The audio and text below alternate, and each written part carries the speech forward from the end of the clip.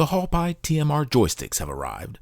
Forgive the pronunciation, I have no idea how it's pronounced, but I'll call them Hallpi for now, as an ode to the Hall effect, which they are not, and pi for the circle they are trying to create. If anyone knows how it's supposed to be pronounced, please leave a comment. I now see several places on AliExpress selling them, but I ordered these from the AliExpress Super Games store. Super Games is one word and is different from the Super Games two-word store. How's that for making life difficult? No matter, I'll put a link to where I ordered them in the video's description. But if they are out, searching for Hallpi TMR on AliExpress should turn up a store with them. There are, I believe, 4 different versions of this joystick, so make sure you select the correct version for the controller you are using them in. Of course, these are the PS5 version.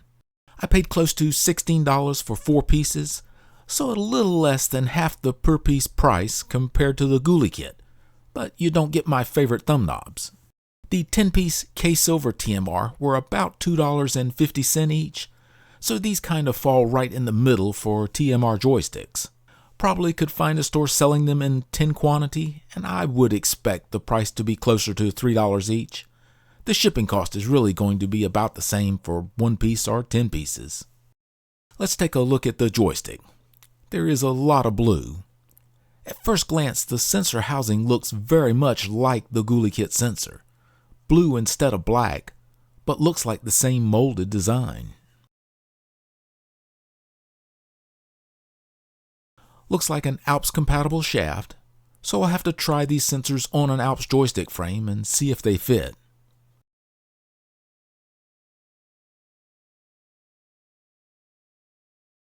Yes, both shaft ends look like the width of an Alps joystick. That really does look like the same joystick frame as the GuliKit. The magnet holder clips into the sensor housing. I appreciate that more now after the strange problem I ran into with the K-Silver TMR joysticks. A little extra molding cost, but turns out it does have an advantage. That does look just like the GuliKit sensor. Let me test the magnet. Okay, the pole is on the face of the magnet, just like all the other TMR joysticks. And that's good because I still have some test boards for these. If the pole was on the end of the magnet, testing would have to wait. My next batch of those boards is apparently stuck in the snow on a USPS truck somewhere between Oregon and Florida. Here is a close-up of the sensor. It is nice when there is a logo, but if the molds are being used for multiple brands, I'm not going to get one. And the inside with the magnet holder. And now without the magnet holder. That board looks just like the PCB inside the GuliKit sensor. Let me get set up to do the electrical test.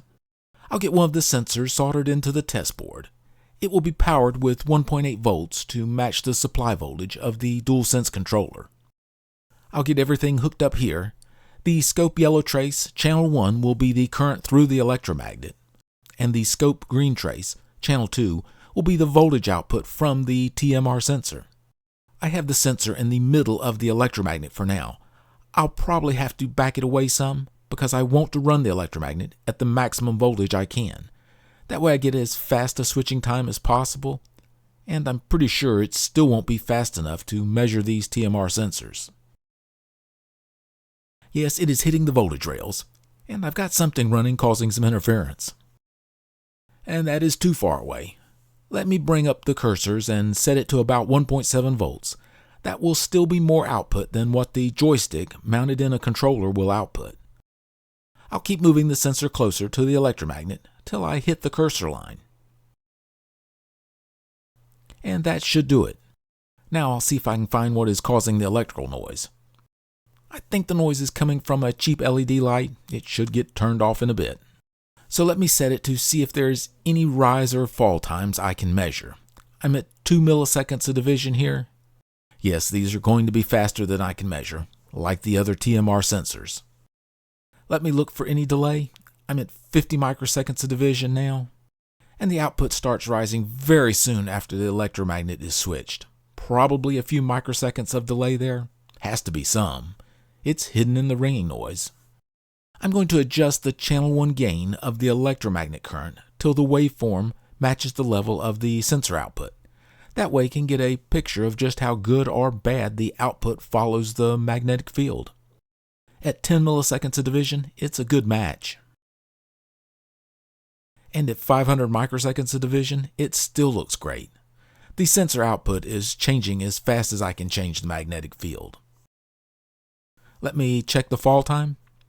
I will invert the channel 2 signal and line it up with the electromagnetic current, and then resample the signal. And there we go. Slope is just about identical to the magnetic field. So far, all the TMR sensors have been very fast, but let me stick the GuliKit sensor in and take a reading. I'm thinking they are the same sensors. I'm going to try and get it about the same distance in the electromagnet. Now I have the channel 1 gain back to the original setting, so the waveforms won't be on top of one another. Sensor output is a little lower. Let me see by how much. It's only 50 millivolts lower. I'll move it a tiny bit closer.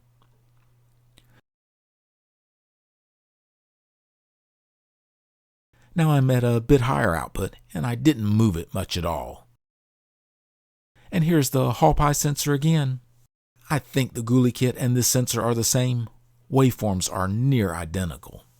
Rise and fall times are faster than I can measure, so should be less than 3 milliseconds. And delay times? Well, I don't really see any. I would say under 10 microseconds, and for sure under 50 microseconds. Too fast to be noticed. To date, all the TMR joysticks I've tested should feel like using a potentiometer joystick. I'm going to pull the sensor apart and take a look inside. Odds are it is just like the GuliKit. I will remove the sensor PCB from the housing, cutting away the edges of the plastic, and using my plastic tip to melt out the pins holding the board in place. Then pry the board out. And a close-up of the board. Same PCB numbering as the GuliKit. The IC has different numbers on the top line compared to the GuliKit, but the same 2F on the bottom line. So probably the bottom line is the ID and the top is date or lot code. I finally got an LCR meter, so with its 300 millivolt range should be better able to measure caps in circuit. So C1 is 100 nanofarad, same as the GuliKit. And C2 is around 100 picofarad. That small a capacitor I would have to take off to get an accurate reading, but 100 picofarad is close enough. It's small. I think I measured low 90s picofarad on the GuliKit, but that was with a capacitance range on a multimeter. It was probably 100 picofarad as well. My verdict, this and the GuliKit are the same sensor. Since I'm sure the sensor is the same, let me take a look at the joystick mechanism. The 4 tabs at the bottom hold the joystick together, just like all the other joysticks.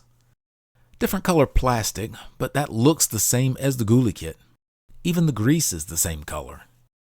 The pieces are the same as in the GuliKit joystick, so I think it's a pretty good assumption this Hallpi and the GuliKit are made by the same manufacturer and are the same design, so that means this is going to be a very good joystick. For the power draw test, I have the voltage set to 1.8 volts, so this will be the current pulled in the DualSense controller. So we'll end up in the 210 to 220 microamp range. So a set of these joysticks, replacing potentiometer joysticks, will pull about 1/4 of the amount of current. Well, that goes for all the TMR sensors I've tested. They are all very power efficient. I am going to test these on the OEM Alps joystick frames. That will be one of the big advantages of these sensors. I expect them to be fine. If it's like the GuliKit, they will work well on the Alps frame, only the circularity will suffer a little compared to the frame the sensors come on. For reference, this is the circularity of the OEM Alps joysticks in this controller. Not the best and not the worst I've seen for the Alps joysticks. And here is the circularity using the Alps frames with the Hallpi TMR sensors. Not bad at all. Maybe a touch worse than the potentiometers that were in it, but I think it will be hard to tell the difference. If you have a worn out potentiometer on an Alps joystick, these will be an easy and cost-effective fix. Let me see if these are just like the GuliKit and have better circularity on their native frames. I'll change out both joysticks. Now the left joystick will be untouched. The sensors have not been removed from the joystick, and it is just as it arrived from the manufacturer. The right joystick has had the sensors removed. These are two of the sensors I installed on the Alps frame to test. I've removed them from the Alps frame and reinstalled them on the Hallpi frame.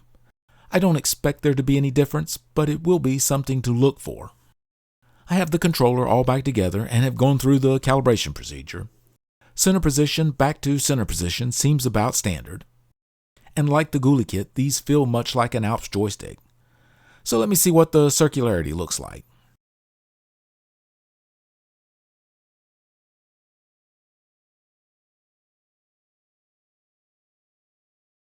Left stick looks very good. Really can't ask for much better than that. Again, I think it's better the range go outside the circle than have a lower error and a quadrant where the range is inside the circle. Right stick is very good as well. The circularity is better than the original joysticks and should stay like this for a very long time. No more potentiometer wear and noise. And I don't think removing the sensor had any detrimental effect on them. There is almost no difference between the left and right ranges. Great results, great joysticks. If you watched my GuliKit joystick review, you have kinda just watched a replay. They are the same joysticks, I'm convinced. And that is not a bad thing. There are now two best of the best joysticks, Hallpi and GuliKit.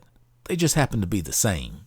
The GuliKit thumb knobs are my favorite knobs for the DualSense. I know there are people that don't like them. If you like a knob with a soft feel, then these Hallpi joysticks will be just the thing. You get the best joystick and don't have to waste money on thumb knobs you won't use. The fact that these sensors work so well on the Alps frames is another great reason to buy these. If you just have one axis that is drifting, it would be so easy to replace one potentiometer with one of these sensors. There really is no reason to use a potentiometer as a replacement anymore.